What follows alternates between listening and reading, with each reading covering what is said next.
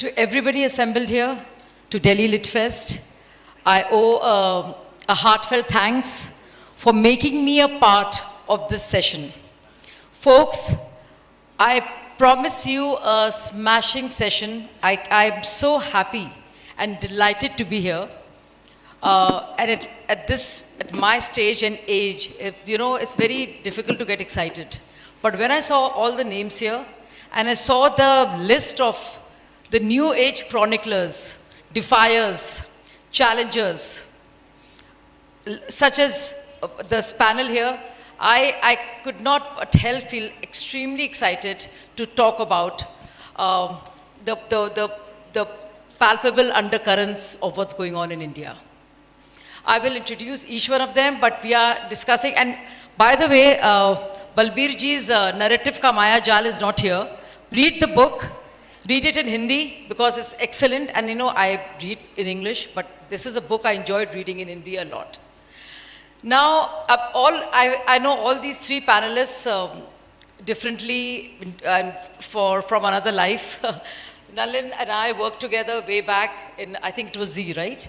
Abhijit and I go back a long way in my Star News anchoring days, so we were old friends and hang out often. Balbir ji is somebody who we've all grown up learning from and, learned from, and he's a OG really, the original challenger to the thought of the ecosystem that prevailed and dominated, and I think kept all of us caged, at least intellectually. I mean, of course, they remain in a cage still now, but at least there is some freedom now and new thoughts, new voices, and challenges to that terrain can be seen and felt, the tremors of which we feel right now. Now, this is a great book. And Abhijit, not AI generated it at all, but my own words, you have really captured history in the making. And you have chronicled more than 50 different lives, institutions, which form the undercurrent and make us explain what is happening in India today, right now. Not just politically, but ideologically. So thank you for that. It's a lot of hard work there. Nalin, of course, is a top AI, not top AI, he's a chief AI officer at TV18, but a brilliant author. He sees things through an analytical, data-driven lens. And his book, The New BJP, is absolutely brilliant. It has, in fact, he has challenged and smashed the parameters and methodologies used by a certain ecosystem to talk about BJP, RSS, the majoritarian fascist people out there. So that's brilliant, and he has forced some of the well-established academics of the other side who were really thought to be thought beacons and thought leaders out of the country and out of certain universities. How brilliant is his work is something you will all feel and experience when you read it. So I recommend all the three books. They're a total must. Narrative Ka Maya Jal and all of them, because I learn more and more every time I read them. And these are books I read all the time. Coming to you. Now, so again going into semantics, and no thanks to Noam Chomsky, but when it comes to cultural revival as a political strategy or as a civilizational inquiry, what does your book aim to do? Is it, because it will be accused of being the mouthpiece and a justification for BJP and its presence there in so many states, but also the need to capture this shift, the shifting sand, so to speak, of our times. Yeah. Shazia, this is not a book commissioned by the BJP or written for the BJP or even written with the BJP really in mind. Of course, I mean the Prime Minister and what BJP is doing features, because it's been the political part of the movement. You cannot not write about the right and not the BJP. But one of the reasons that the only political personality who's featured in this book is Amit Malviya. In the chapter on narrative. Because it was inescapable to, not mention him would have been a problem, and which is why you are not in this book. Although when I was writing the chapter on, our minorities, your minorities, I thought about you, then I said, no, let me. I actually believe I should have been in the book. You should have been in the book. No. There's so many I others. believe that. It's for just, various reasons. It's just a few. I mean, these are just a few faces. Some known, very well known, like Anand, like Sai, like Vikram, like Sanjeev Sanyal, like Anupam Kher, and others. And some, there are some people here who are faceless, who could not even be named, who are working in some remote corner of Northeast, getting up every day as a Purnakalik or, Pracharak, just going from door to door in, now absolutely conflict-torn Manipur. And they're not asking you to get converted, not to join the BJP, not to do anything, but just how are you? आपका mummy के operation हुआ है. How is it? In course of that, they have revived more than 100 lost village songs, more than 20 lost village games, lost over the years. Indigenous, they are preserving indigenous seeds. So, this is the cultural revival that it is the continuance of Swa, the concept of Swa. This is not the first wave that has happened. The Swa of this civilization has, there has been an incredible continuity and resilience, which is why the murti, which is, even when a temple is vandalized and pillaged, the priest takes the murti and hides it in a well for, to be discovered centuries later. So it's that revival. My book tries to capture. I am a journalist. I am not an expert. मेरा ज्ञान इधर नहीं है. It's just, I have done what I know best to present what others are, have to say, the so-called protagonists have to say about this movement. So it captures that sense of Swa that is reviving. It is unmistakable that in the last 10, 15, 20 years, there's been a tremendous shift, tremendous revival of that sense of, it's not an individual Swa, it's a collective self.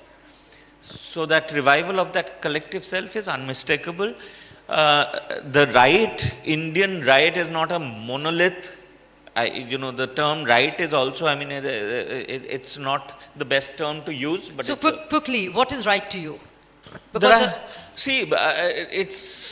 that was one of the challenges of writing this book. How do I describe this? It's not, you cannot define it by something that it is not. It's not, you cannot call it the non-left. You cannot define it by a negative. What do you call it? These set of people, dharmics, whatever, and why not right? It is the Indian version of the right. It doesn't have to be the Western version of the right. The West doesn't have monopoly over right.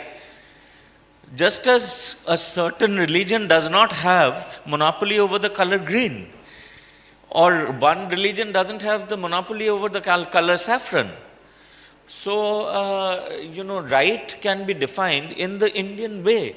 And it is very different from the Western right. We have no problems with. So I'm sure it's subjective, but what is the Indian right? When you want to differentiate it from the Western right, the European right, and how the Western thinkers want to see, distinguish between the two. Yes. What is the Indian right? Quickly, if you tell us, or maybe. Shazia, you virtually provoked me to intervene. Yes. See, That's the idea. This distinction of right and left is absolutely rubbish in the Indian context. Exactly. You are trying to transplant a completely Western concept on India, and it is alien to India. In the previous session, I used the word, the fight in India is between the colonized mind and non-colonized mind. Colonized, So decolonization, colonized minds, there are minds that are colonized. They can be left and right. I'll give you an example. I was a journalist and Pilu Modi was a Swatantrata Party leader. And I happened to interact with him once. Now, if there is a rightist by the Western standards, well, there could not be bigger rightist than Pilu Modi. And Pilu Modi said, well, I like everything about the Jan Sangh, but यार ये हिंदुत्व वगैरह मामला जो है ना हिंदू विंदू ये तुम लोग छोड़ दो. Now, how do you, and you know, if you talk about the RSS, the BJP, the Jan Sangh, even Hindu Mahasabha, you take the Hinduism out of them, they remain nothing. And they are the symbols of the Indian right. So this construction itself of left and right is absolutely wrong. We have colonized minds and decolonized minds. That is the only distinction. In the previous session, there was a gentleman, I couldn't see his face, who attributed democracy in India to Pandit Nehru. I like to answer it with a little anecdote. There is a India International Center. It was 80s somewhere, 1980s. And I happened to be a member, gone there, saw a board, and one lord, member of House of Lords, he was speaking. So I also went in, and the man, the proper Englishman, as Mr. Ranganathan is a tie and suit, so was he. So he spoke all the good things which Britain has done to India. Railways, telegraph, modern system of governance. And in the end, he said that the greatest gift the British gave to India was the concept of democracy and secularism. yes, I was And when coming he to ended, that. there was a clap. Question answer, I stood up. I said, sir, we are really very grateful to you that you have given us so many gifts, including secularism and democracy. Thank you very much, sir. But please answer, why did you deny these gifts to Pakistan and Bangladesh? अरे भाई हम democracy हैं because it is ingrained in our DNA. India is not a democracy because of the constitution of Pandit Nehru. India is a democracy. We know how to harmonize the differences. We know how to harmonize diversity. And we have lived with that outer diversity for thousands of years. It doesn't come from Pandit Nehru or this constitution. In fact, in 1947, when Pakistan declared itself as an Islamic nation, we could have also declared ourselves as a Hindu state. And Hindu state is different from Hindu Rashtra. I won't go into that. So we are a democracy because we live with differences. You know, वो कहते हैं कि we are very tolerant. ये भी बहुत गलत है. We are not tolerant. Tolerant means कि I am speaking, you don't like my face, you don't like my arguments, you don't like my persona, but still you are suffering me. That is called tolerance. हम तो accept करते हैं as they are. We accept people as they are. Because in one family, one fellow can be an atheist, one fellow can be a devotee of Hanumanji, one fellow can be going to Gurdwara, and they don't look down upon each other at all. They respect as the people are. So we have gone much beyond tolerance, and that is the essence of democracy. So two things about your book. Your book gave me a lot of confidence. मेरी हिम्मत बढ़ा दी. Because, you know, the book's title itself says, India's New Right. तो मैं तो new right नहीं हूँ, मैं तो बड़ा ओल्ड वाला राइट हूँ. So, and I was what you call right, and I will call myself a decolonized mind. At a time when it was a crime not to belong to the Nehruvian school of thought. I'll just share with you an anecdote to emphasize this point. I used to work for the Indian Express Group, and Mr. Raj Gopal was the power secretary, and later on he became the cabinet secretary. And we became very good friends. Once when he was the cabinet secretary, and it must be in late 1980s, he called me. He said, Balbir, you know what sort of rumors that are being spread about you? I said, sir, what happened? Hey, people are telling me that you are a RSS man. I told them, he works for an English newspaper, as if that is a qualification, and he is such a gentleman. How can you be from RSS? I was quiet for a minute. I said, sir, unfortunately they are right. I do belong to RSS. I can't believe it. Disconnected. And the door of the cabinet secretary was closed to me then onwards. Now, being a journalist, you can understand if access to cabinet secretary is denied to you, what it means to you. So I've been writing for over 50 years. So when I went through this book, it virtually is an encyclopedia about people, and I never realized that I have such a right family with me. So thank you very much, sir. There are hundreds of names, and as Shazia was disappointed, I was also disappointed my name is not there. But then it doesn't agree with the title of the book. India's Balbir New you're Right. OG, the original challenger. So I have an old I right. will not say the G. And gangster. it was highly educative because many of the names mentioned in the book I know about, but many of the names I may not have known about. I got to know, and I know Dr. Ranganathan's name very well. I knew his work, but I never knew that where does he get this energy from? इतना जोश कहाँ से आता है? Then when I went through, I realized he has a Punjabi mother and a Punjabi wife. So this articulation which he has, and very, what you can say, impressive articulation, persuasive articulation, that is, I attributed it to his South Indian genes and his scientific mind. He is basically a scientist. And but the josh wala part tha, that your book explained to me. So thank you very much. You clap him. You know, it's a really excellent work. I can't say how honored I am, Balbir. No, but No. absolutely. No. But so I think the problem in this country is colonized mind Yeah. and decolonized minds. And people like Abhijit Majumdar, he was the editor and he used to publish my articles. You close the paper, और अंग्रेजी में एक article कम ही लोग छापते हैं, हिंदी वाले तो छाप देते हैं, but English people find it slightly, जैसे कि ये वर्ड चेंज कर दीजिए, ये कर दीजिए, वो कर दीजिए, which I find it difficult to do. So, no, but this book is going to serve a, what you can say as an encyclopedia, ready reference for our, basically, our parivar. So, Yes. thank you, Shazia. But I'll come back to you, Balbirji. I want to come to Nalin now. Nalin, you've written this book. It talks about restructuring grassroots level of BJP and the organization.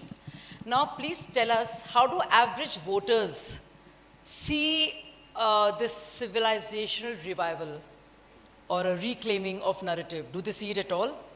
और is it ये ज़हीन महीन बातों का कुछ असर होता है वहाँ पे क्या होता है जब वोट डाला जाता है? That's a very good question, Shazia. But before I answer that, I wanted to make 3 very quick points. Sure.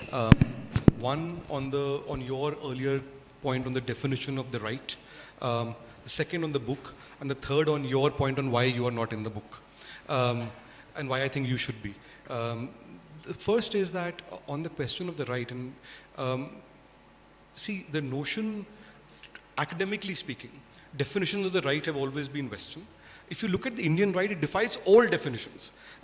If you look at Trump, for example, right now, what they're doing right now is that it's also changed the definition of the American right. It's very different from what the traditional Republican right used to be, or what the Tories in Britain used to be. But fundamentally, what's happening is that the right, in classical terms, has always been free markets, has always been liberal on social thought. I'm talking about American right, and very much against the state.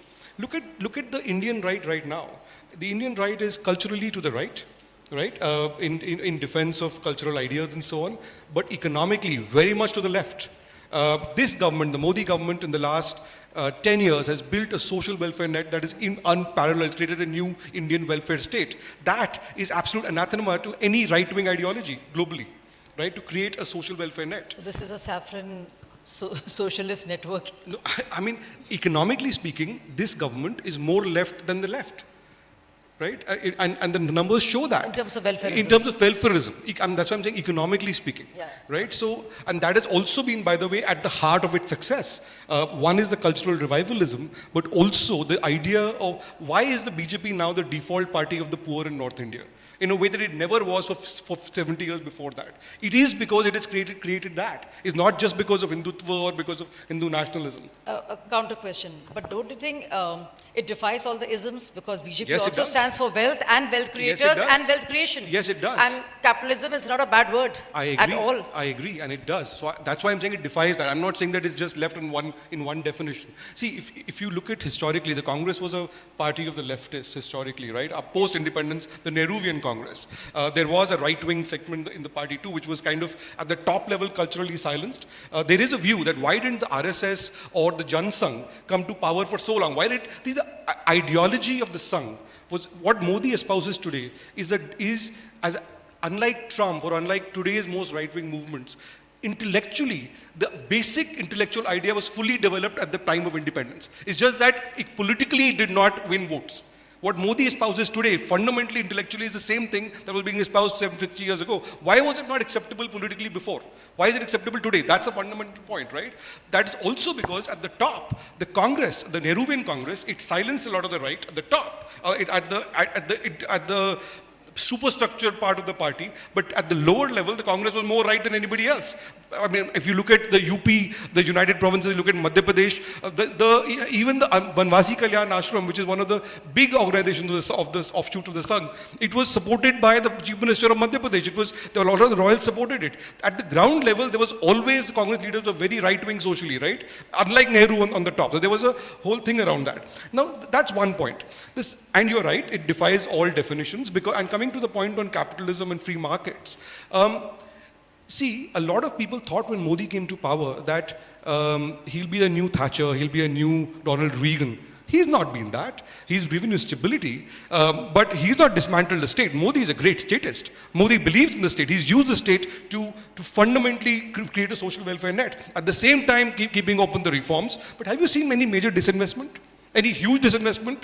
Right? In fact, in the current budget, disinvestment category has even been taken out in the record keeping. So I'm not saying that's bad. All that I'm saying is it defies all traditional Western notions of what right-wing are. And I think India needs a new definition. In fact, when I speak to political scientists in America and England, and you explain this to them, they completely get very flummoxed that what is this animal, right? It doesn't fit into our intellectual thought categories.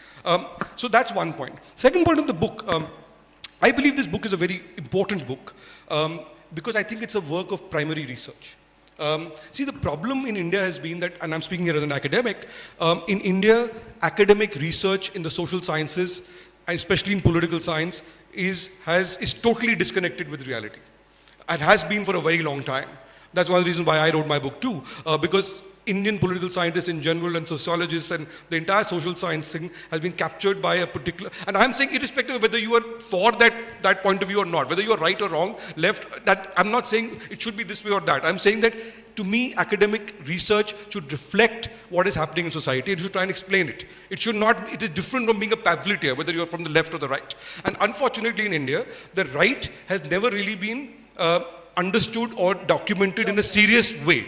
This book, what it does, it documents key figures in the right who are new figures in the right.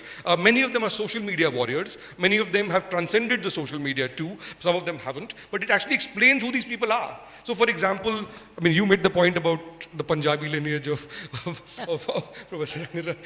But you know, I learned from Abhijit, another common friend of ours, that he once did pig farming.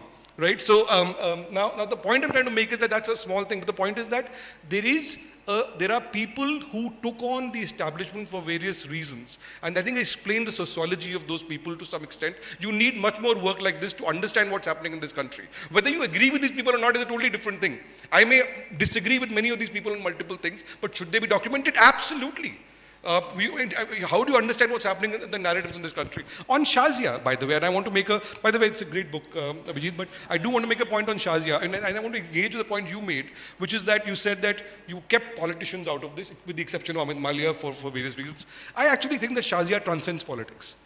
I actually think that the importance of Shazia Ilmi as a speaker on the right, and I'm not saying just because I know you, Shazia, for a long time, transcends her role as a BJP spokesperson. Because a lot of what the intervention, public intervention she says actually are not party interventions, actually are often sometimes contrary to the party position. And therefore I think if you didn't have a Shazia Ilmi, you would have to invent her. And therefore, I think she deserves to win this book, irrespective of her party position. I don't think you see her as a politician at all. And that you can barely say for any BJP politician at the moment. So, sorry, I just wanted to make that point. No, thank you for that. And you know, so there are enough people talking about Hindus, Abhijit, Balbirji.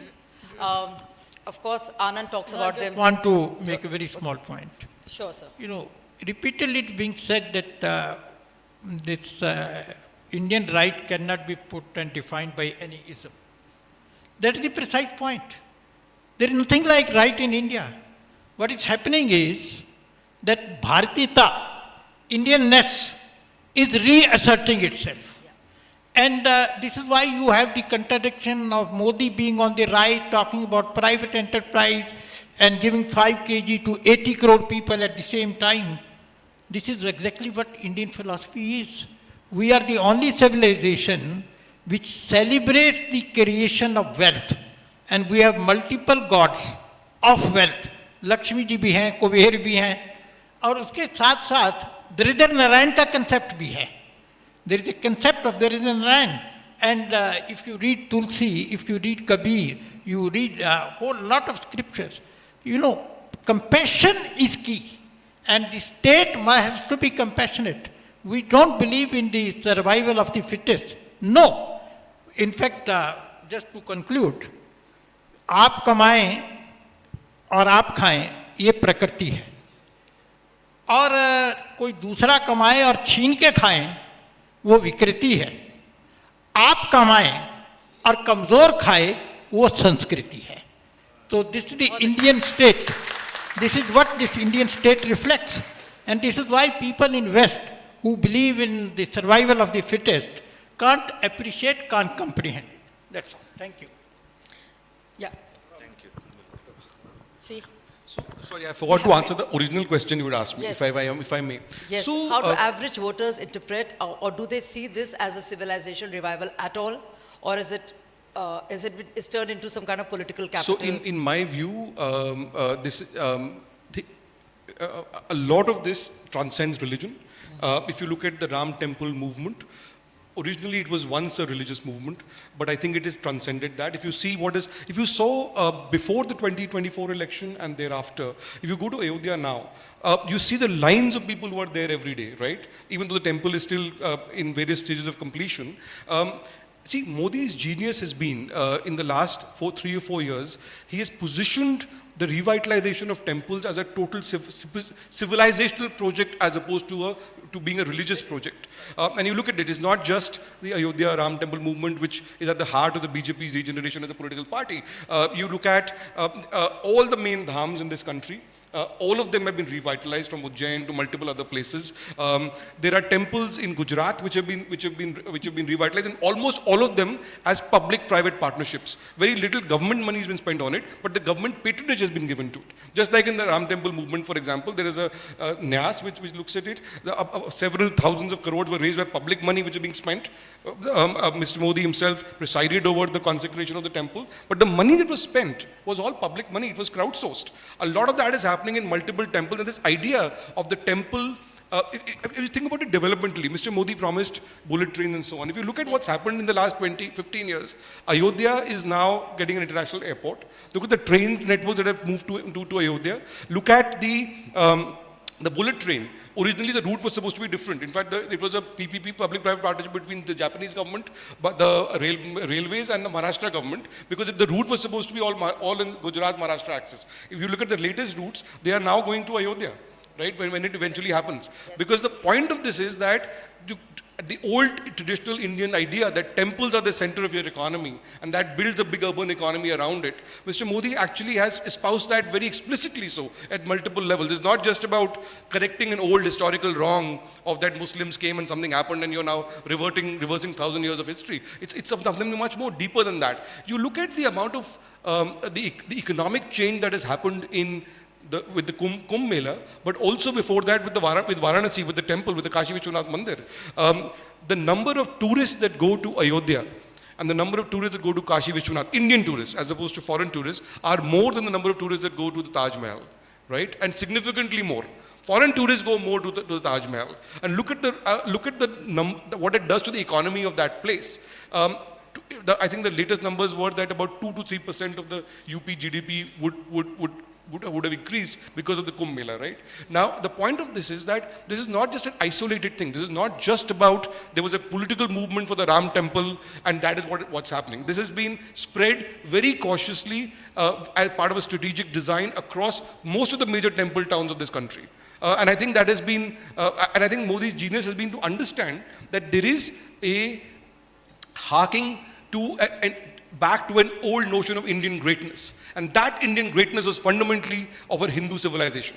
Now, that is not necessarily a religious sentiment necessarily. And I think when the Prime Minister speaks about it, he says that, and that explains a lot of people who I know who've gone to Ayodhya, even though they might have opposed the Ram Temple movement and don't vote for the BJP, they still want to go to the temple. So there is something deeper that is happening here. Absolutely. So we're looking at a kind of a sangam again, political, economic, cultural, religious. I'm so glad you used the word sangam. The murti that has been put in the Ram temple is not a North Indian murti. Exactly. You know, when Modi speaks about the sangam, many people I know were upset that the murti is a black stone murti, right? It is Ram Lalla, but it is it's a very Tamil design. So there is something very deeply significant about that. How many North Indian temples have you seen which has a murti like that? You know, on this Ram Absolutely. temple, Mr. Mehta is absolutely right. This is basically neither political nor religious. This is a cultural restoration resurgence. When India became free, Sardar Patel went to Junagadh. It was Deepavali day. And there he spoke about the reconstruction of the Somnath temple. This is a very important point. When he came back to Delhi, he discussed the issue with Gandhiji. Gandhiji welcomed the idea. It was taken to the cabinet, and cabinet was presided by Pandit Nehru.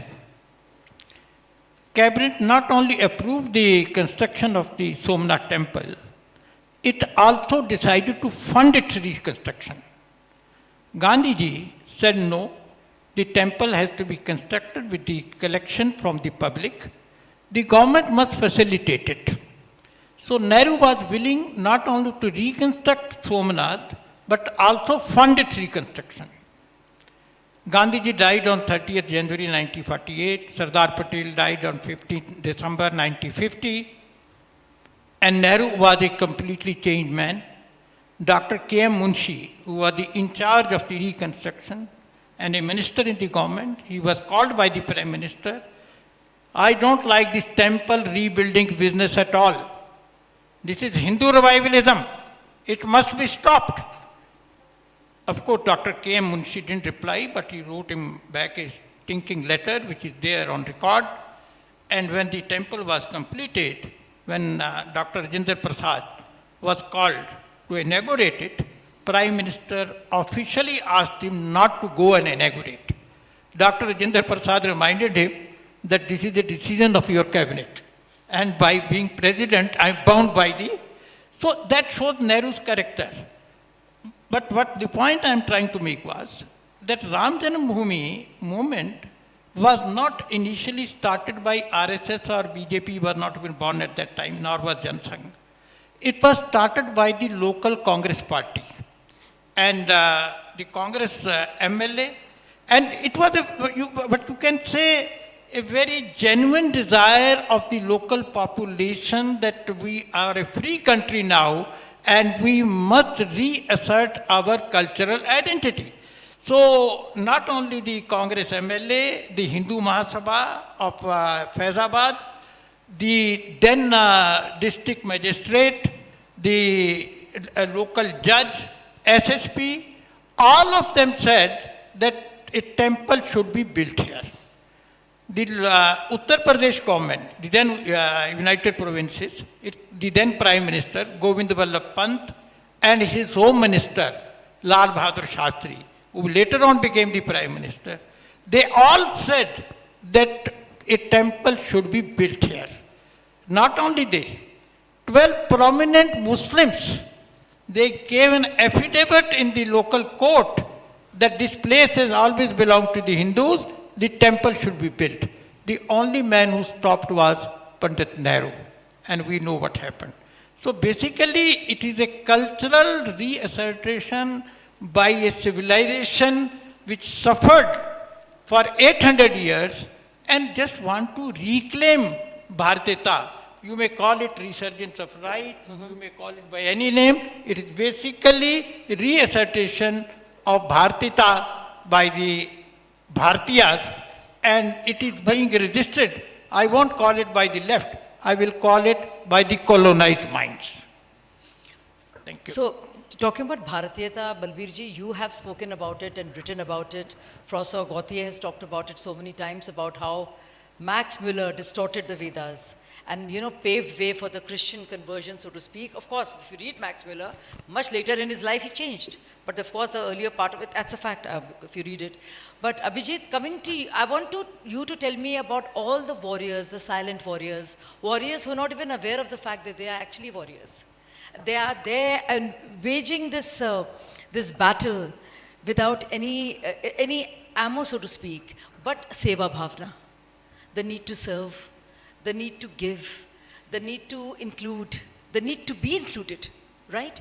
So tell me about all the work that is happening, and you have done a great job. I love all the chapters actually, but the one on Meghalaya, it's just brilliant.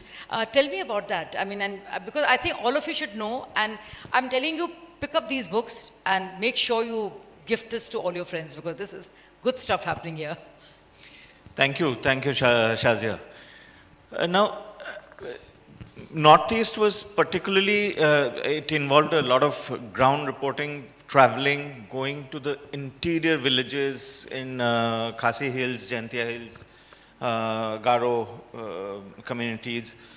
And there's, you know, fantastic work. People are doing it selflessly, without a pat on the back, without even, you know, reward, with very little money that comes from, no recognition, nothing. No sort of, you know, career path, as we call it. They're just doing it, and often at the risk of life and limb. I may also add, and you know, there are not just Hindus, but even who church-going youngsters are actually sort of, you know, do fantastic social work, are bringing, you know, going back to the civilizational roots, indigenous roots, and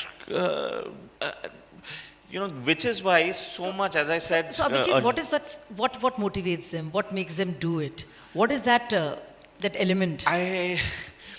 Frankly, I cannot, you know, I do not find it probably in myself, you know, that level of motivation to just get up and do things for society, go around. But I think there is some kind of civilizational drive. There is some energy that flows through you. Actually, that I want to ask, taking on what you're saying, I want to ask Mr. Punj a question on this. That, see, he's documented the new right and the examples from Meghalaya. But this is not a new thing. Going back to the 40s, 50s, there were Sangh functionaries who were working in, like for example, in the Northeast. I mean, you would know better than me, sir. There were people who nobody's heard of outside of the Sangh, but who went and created original, the initial work of the Sangh on the ground. There are others who learned the local food. They started eating the local food and all language, all of that, and all of it has been unsung. So there's something. Not just Nalin, not just Meghalaya or Northeast, but even in, for instance, Bengal, people who are resisting demographic takeover and tremendous. I mean, the illegal migration is insane, and the intimidation along with it, the open murders, the state sanction for that kind of violence, and yet. You find in Bengal, people who have been underground for 3-4 months after 2021 elections, and then they come back and again start doing what they're doing. Again, try to preserve the local temple, try to resist the whole demographic change in Bengal, in Rajasthan, everywhere, in the south. Tremendous amount of Mr. Mehta, Balbir ji Mr. Mehta, एक minute मैं से एक और सवाल ये पूछना चाहती हूँ अभिजीत की क्या दिक्कतें हैं what are the challenges did they talk to you about that and what they go through Of what is the course. pushback No, pushback where? In different parts of India, the pushback is very different.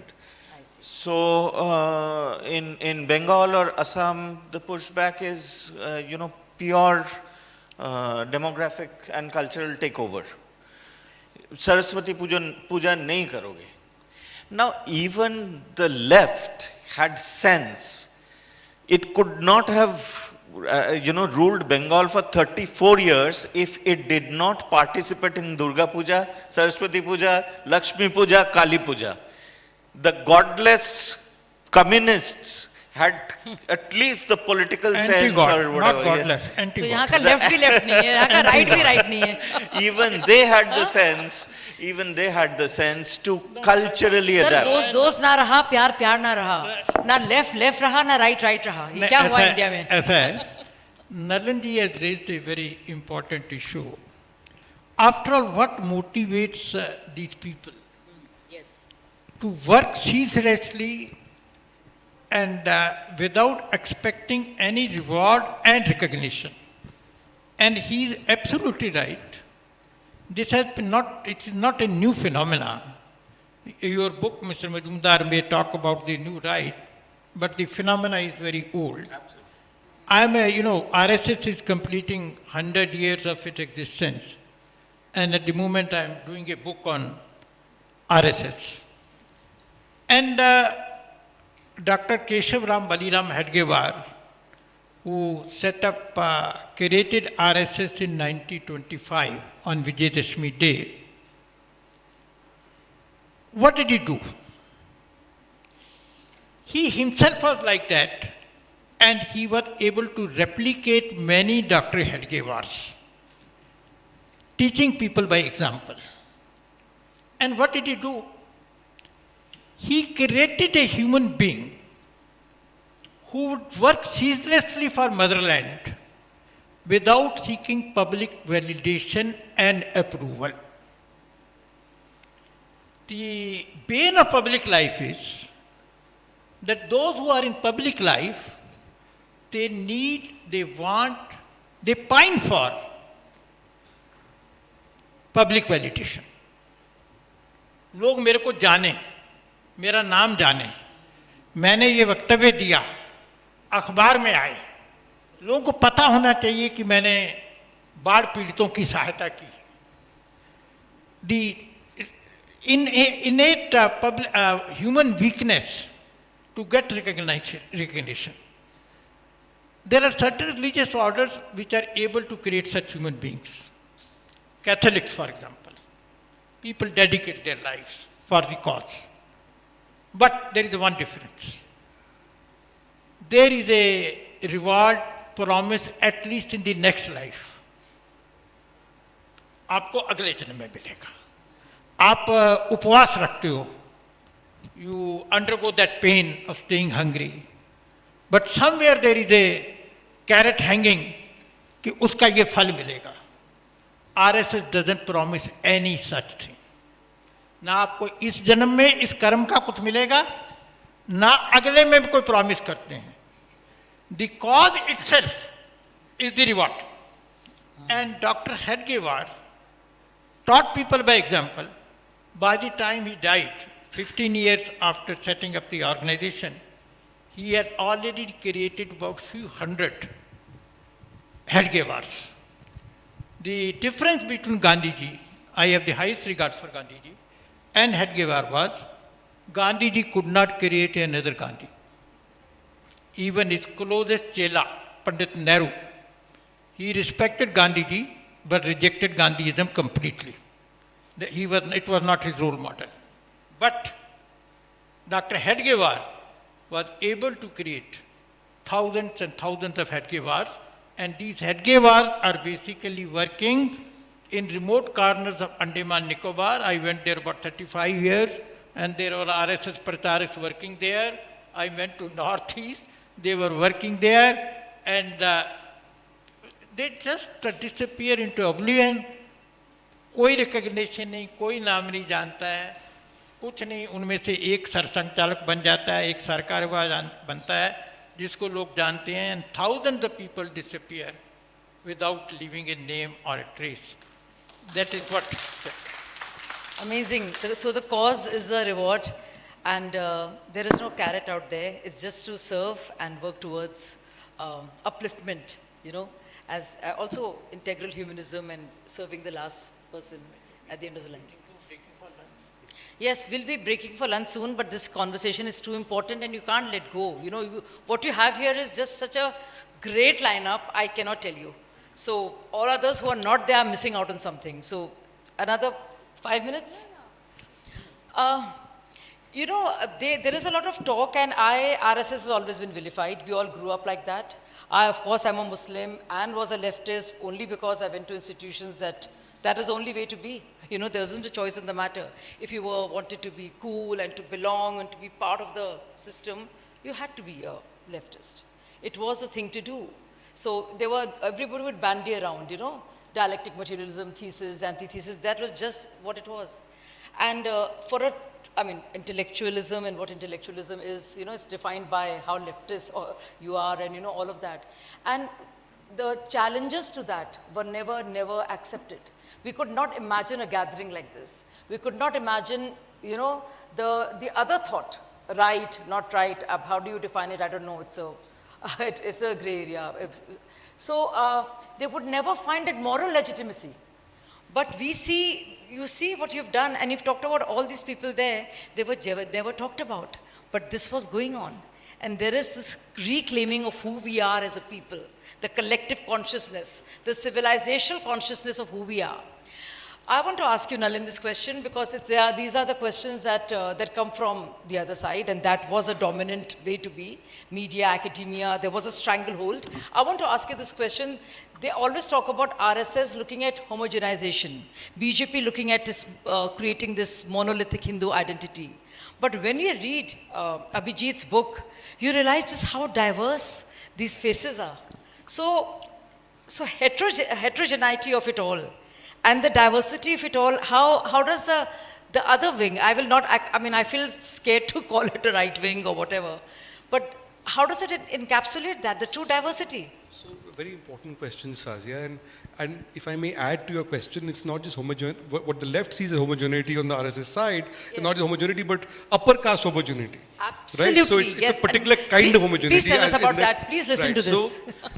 So let me try to answer this by the example of what happened in the discourse once after my book came out, right? Yes. So for the longest time, there was the caricature of the BJP, that the BJP is an upper caste Brahmin Baniya party, right? Which was to a large extent true up till a certain point of time. The reason why the BJP became what it did under Narendra Modi, and because it became the single largest party in a way that was never possible before, is because it transcended that significantly. So one of the things that, and this will tell you not just about the transformation of the BJP and this country, but also about how the cabal works, about also how social apartheid works in certain intellectual circles, right? Now the point is that what happened with the BJP was that the BJP, after the post-2014 BJP, which I call the new BJP, it fundamentally at multiple levels of the party, of the organization, state, central, and at the government, it brought in many other castes. Right? It created a new cadre structure. Because the BJP was far more dependent on the RSS earlier than it was, relatively speaking. Of course, it remains dependent on the RSS, and that we've seen in the last election too. But the point is that the BJP was totally dependent on the RSS earlier. Now it built its own cadre structure, which came from the Sangh, but also was running on its own. Right now, that was entirely driven by new groups of people to a large extent, significantly from the OBCs, particularly the non-Yadav OBCs in the northern Hindi heartland, among Dalits, the non-Jatav SCs, and a lot of women. This happened in Gujarat earlier when Mr. Modi was Chief Minister, that a lot of women moved to the BJP. And in North India, a lot of the BJP resurgence has come because of women voters moving to the BJP. And that mostly from more poorer backgrounds. Now what happened is that, how do you document this? Nobody was willing to accept it because the dominant thing was, या तो ये election को manage कर रहे हैं, या ये EVM को मैनेज कर रहे हैं, या कुछ हो रहा है, और they are hoodwinking people, एक बार किया अगली बार हार जाएंगे, right? That was the dominant narrative, right? Correct. So when I looked into this, I said, okay, let me look at this. So I basically, academically, there are only two organizations who study caste at any serious level in this country so far. CSDS studies caste data of voters post facto after elections of voters. So it will do a survey of 3 lakh people and they say, okay, so many upper caste voted, so many SC, ST, and you extrapolate what happened in the election. Ashoka University had a Trivedi Center for Political Science and Data. They were studying caste data of politicians, not voters. So they were studying, BJP ke mantri kitne hain, caste, MP kitne, MLA kitne, unki caste, right? So now this is very important. It's not just about Ashoka University alone. Because there is no other organization that does it, they were doing it and they set themselves as a Center for Data Science. For 10 years, the data that came out of that informed all political science around the world about India. If you look at any political science journal around the world globally, which looks at caste, the data they use is from that center.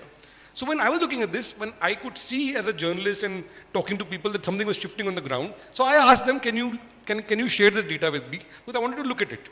So I met Christophe Jaffrelot, the high priest of this, who was the chairman of this center, professor at Sciences Po in Paris, also at King's College in London, runs several political science journals. And he wrote a very fine book on Hindu nationalism in the 1990s. So I knew him well. I asked him, look, can I look at your data? He said, yeah, Giles is this Belgian guy, is this professor at Ashoka, he will give you all the data. I met Giles at Khan Market for a coffee and I said, look, can I look at your caste data? And I had no intention of doing my own primary research. I thought, yeah, data इनका ठीक होगा, पे देखते हैं, कुछ दिख लेगा कुछ. You know what they told me? I was told, we can't share the primary data with you because there are lots of issues in the data. Therefore, we can't share the primary data with you. So whatever we write, based on the analysis, you can quote that. So I said, this is a bit strange. My ears kind of stood up. So at that point, I decided to create my own data set. So what we did was we looked at, for the last 30 years, we looked at 4 parties, BJP, SP, BSP, Congress, and we looked at all elected representatives, MPs and MLAs from 1970 to 2019, and we looked at the caste of these guys, who they were putting as candidates and who was winning, so to see a change over time, that what has changed. And what that came out was that BJP was fundamentally upper caste till a certain point, but from 2014 onwards, you look at the maximum number of OBCs were put forward by BJP as candidates, maximum 1. In fact, when Prime Minister Modi used to say this, no people these days wouldn't believe it. But they were putting out their own academic journals saying, "Ye sab jhoot bol rahe." So when I put out this data, which actually showed that actually 70% of the BJP's MPs in 2014 who got elected were either OBC or scheduled caste. More than 70%, which is pretty much the average or national average, right? And no other party had that. The maximum women candidates were by BJP in 2019. The maximum women elected, not just candidates, elected candidates were also from women from among BJP. Now that shows you social transfer. So I looked at both party level, कि किसको ये organize कर रहे हैं, both we started from booth level to mandal level to district level, who are the people who are पदाधिकारी कौन है, ये सब उस हर लेवल पे सिर्फ earlier क्या होता था कि when Congress had the Dalit vote bank or the OBC vote bank, you have the totem pole leader, right? Kalyan Singh आगे आपके साथ, तो आपको लगता है कि बीजेपी के सारे OBC यूपी के आपके साथ आ जाएंगे, वो होता है. But now what BJP did was different. It wasn't just totem pole leaders. They gave representation at mandal, booth, mandal, district, all of that, and that data, we document the data. It was very clear. Same thing. Not just before you won an election, when you win, then you make those guys ministers. When I put this data out, I was attacked for this being wrong. So I said, okay, I'm making my data public. आप भी दिखा दीजिए अपना data. Let's compare it. So then, as a result, what has happened is we had a public debate. I can tell you the center has now been shut down after that. That center has been shut down, those folks have left, and really you smashed that. It is like, it was something so important to be done, because these are the high priests, they decide how you think. This is another kind of indoctrination that is happening and we never know about it. In fact, in the last 10, 11 years, and I've been a journalist and I've been a seeker and I've been out there, I have decided to live my life differently. And I will just not go by what my religion or immediate culture or family tells me, but I will seek my own reality in my own world. So I want to just talk about that. That it's so important to know that we have never questioned what we, and it's only now that we are discovering. We're discovering more and about Nehru. We're discovering so many more heroes. We're discovering more about India and Indians and Indianness and Bharatiyata. I don't know. I feel I've been duped. In my childhood and my young years, I did not know about so much about. So I feel very cheated in that sense. And you have, Abhijit, brought back, because you have talked about, the youth and what they desire, the legal framework, the gender identity, the women warriors out there, women seeking, and all along we just thought that the existing way to be is the leftist way to be, the civilized way to be, the Western way to be, the modern way to be, and the progressive way to be. This was considered regressive and backward. Shazia, I want to add one quick point on this. Then going to Abhijit. A quick point on this. What surprised me is not that ye ho raha tha, but that, so to me it was either at best, very bad, shoddy academic research, or at worst it was academic dishonesty, right? What surprised me was that when this debate happened publicly, almost everybody who I knew in the political science circles in the world who study India, they didn't want to look at the data. They just blindly believed one side. Right? Because it was anathema. So people wrote articles criticizing. So I said, okay, look at the data here. And then nobody criticized. So somebody asked me, has somebody attacked you personally? I said, no. He said, that means you won the argument, because otherwise they would have destroyed you, right? So the point I'm trying to say is that, by the way, I lost a lot of friends. A lot of people who were my closest friends for the longest time, they don't talk to me after that. Because they believe that I've done something which is pro-right. No, I didn't do anything which is pro-right. I just did what was academically honest. No, you did the right thing. See, there is another interesting twist to the whole thing. If you go back 70 years back, 80 years back, and further on, you will find all political parties, Jan Sangh, Socialist Party, Jan Sangh, Socialist Party, Congress Party, and the Communist Party. Their leadership was dominated by what we call the upper caste. In fact, the Politburo of Communist Party didn't have a scheduled caste member till very recently. All the political parties, their leadership came only from upper caste for various reasons. This is not the time to go into that. The communists, they have a international experience and enterprise to demonize their ideological opponents. They successfully demonized first the RSS, then Jan Sangh, then BJP, that this is a upper caste enterprise designed only to work for, not only for upper caste, but to keep the other castes suppressed. And too bad for them, they started believing their own propaganda and became victim, because BJP, RSS, Jan Sangh, they may have, the leadership may have come from the upper caste, but they were not for upper caste hegemony at all. In fact, if somebody was committed for social justice, it was the RSS movement. I'll just give you one anecdote.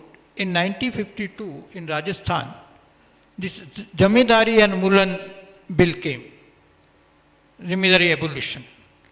And Jansangh at that time had 8 MLAs.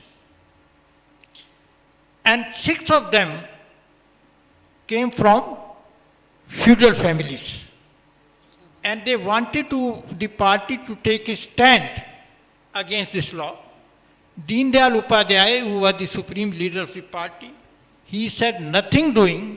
He expelled 6 out of 8 MLAs and only 2 remained in the party.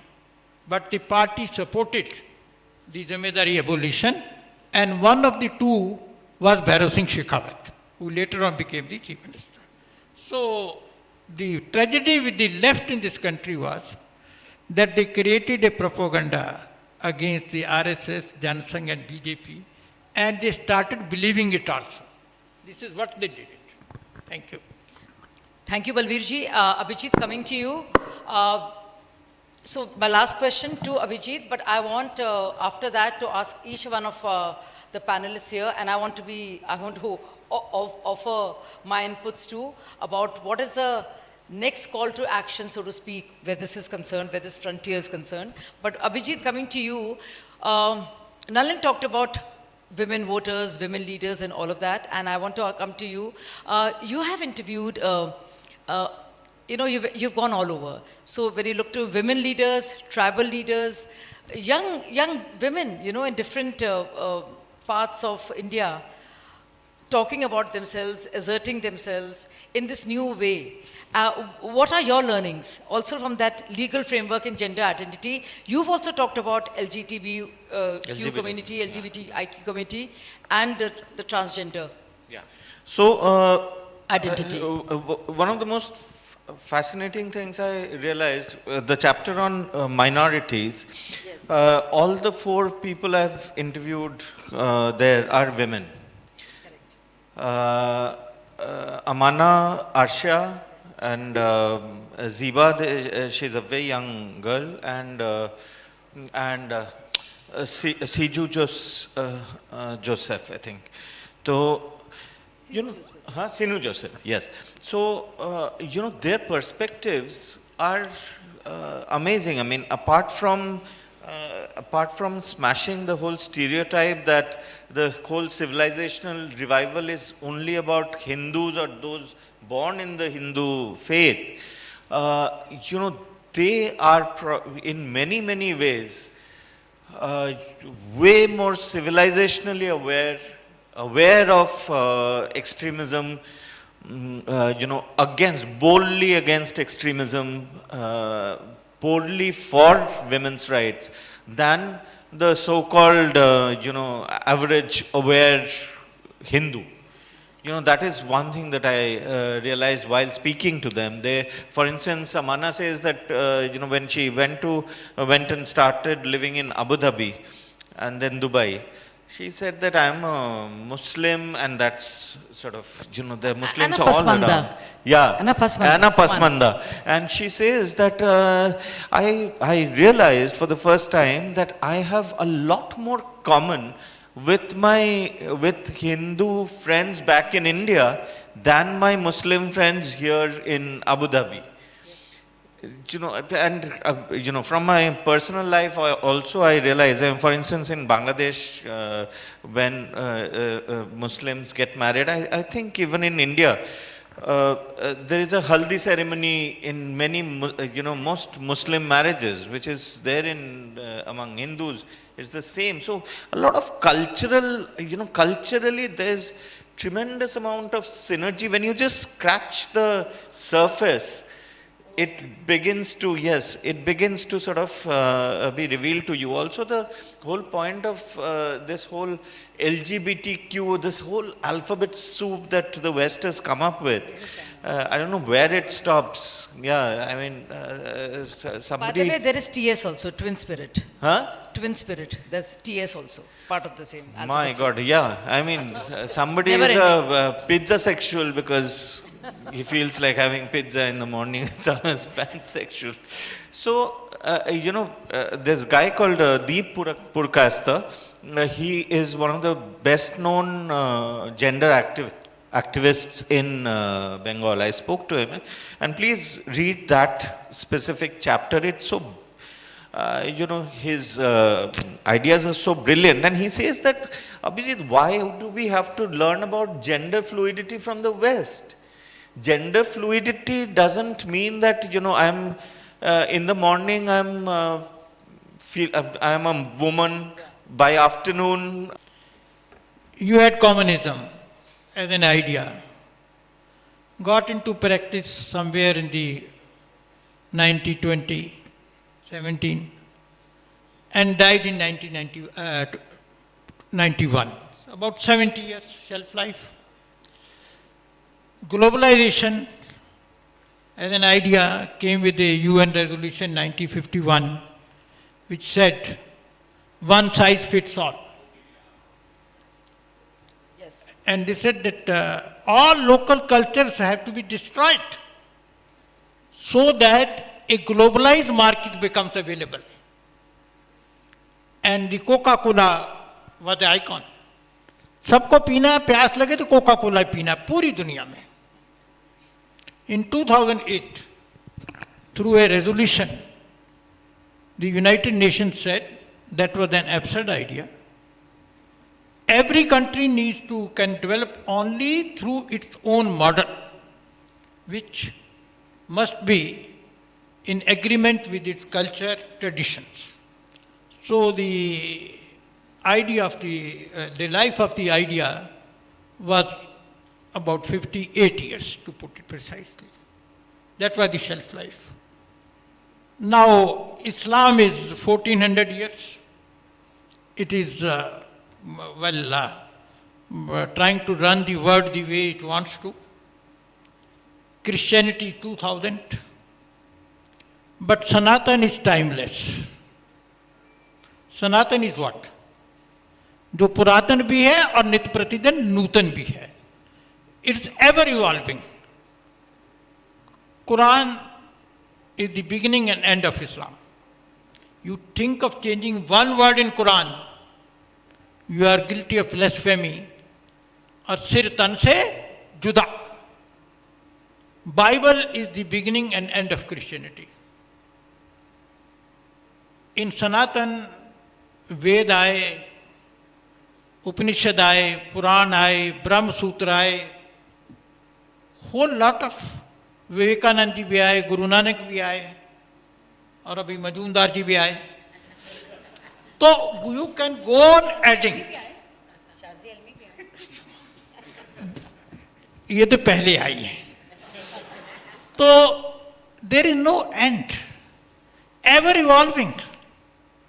It is timeless. So ultimately, if this world has to sustain, it is a separate topic by itself, then it has to go by Sanatan values.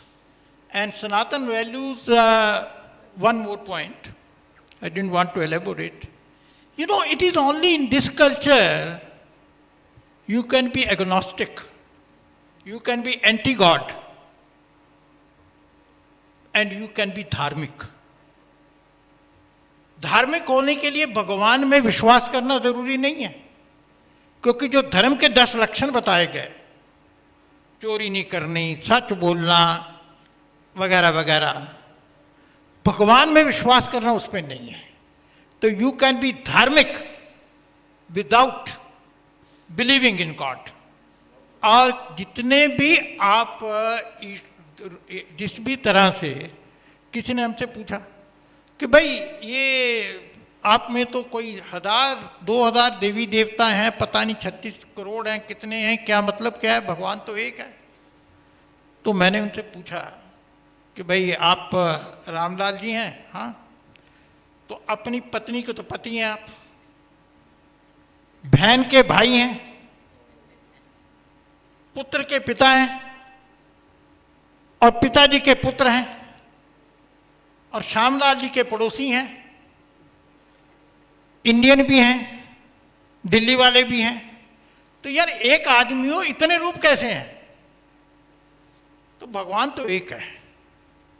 आपको आजादी दी कि आप अपने मन में एक आदमी एक नहीं, एक आदमी 100 रूपों में भी भगवान को देख सकता है। तो आगे का रास्ता अगर दुनिया को बचना है तो यही है। और बाकी आइडियाज की शेल्फ लाइफ बहुत कम है, कुछ एक्सपायरी डेट में हो गए और बाकी जल्दी हो जाएंगे। Thank you. Balbir ji, thank you so much for that. Nalin, Abhijit, great session. A lot of learning. I can speak for myself, you know, you grow up a certain way, you get indoctrinated. No, this last bit, you know, what you told us about Sanatan and how liberating it is for a free thinker, for an individual, indeed is something I have felt. There is a limitation there on limits where anti-Semitic religions are concerned and Abrahamic faiths are concerned, and this is something to be really delved into. And it is not opposed to any thought or idea, religion, so to speak. So that is the learning here. Thank you so much for this wonderful session. Abhijit, great book. Nalin, I'm going to steal this book again from you because it gives me so much of ammo for my research and all my debates. And Balbir ji, keep inspiring us, keep guiding us. Thank you so much. Thank you so much for such a thought-provoking discussion. See, मैंने कहा ये सनातन है तो ये new right है, हम old right हैं, तो दोनों मिला के एक बनते हैं। We are honored for the heartfelt acknowledgement to Mr. Majumdar, Mr. Balbir Punj, Mr. Mehta and Ms. Shazia Ilmi for their inspiring presence and insights. And I request Mr. Amish Sharma and Mr. Praveen Sharma to present the token of appreciation for the panelists. Please give a huge round of applause.